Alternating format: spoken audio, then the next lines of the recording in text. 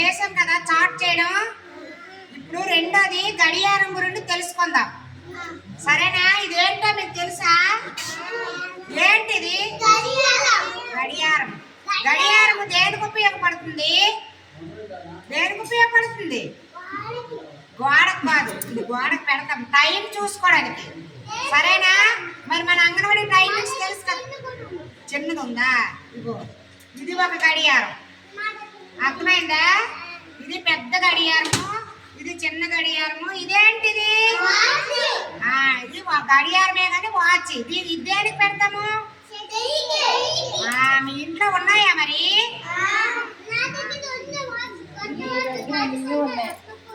Daddy కొన్న రక్కోటి నీ కోటే, వెరీ గుడ్. ఇది గోడకు పెడతాం.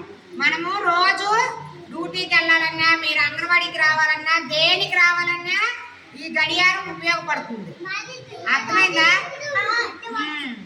ఇప్పుడు దీన్ని ఇది చూడండి, ఇందులో చూడు మూడు ముళ్ళులు ఉంటాయి. ఎన్ని ఉంటాయి? 3. ఇగో చిన్నది సన్నగా ఉంది చూసారా? అది సన్నగా ఉంది చూసారా? అది దేనికి ఉపయోగపడుతుంది తెలుసా?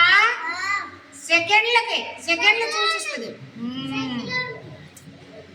లావుగా పెద్దది ఉంది చూసారా?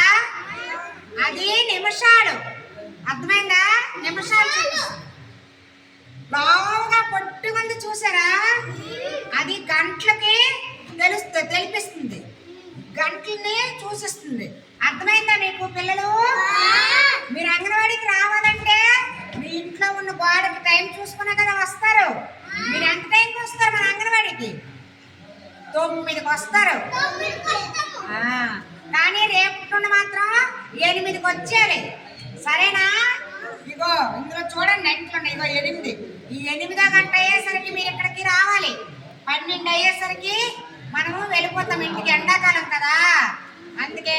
అదే మిగతా రోజులైతే 9కి వస్తారు, 4 వరకు, 3:30, 4 వరకు ఉంటాం కదా. ఇప్పుడు అర్థమైందా గడియారాల గురించి?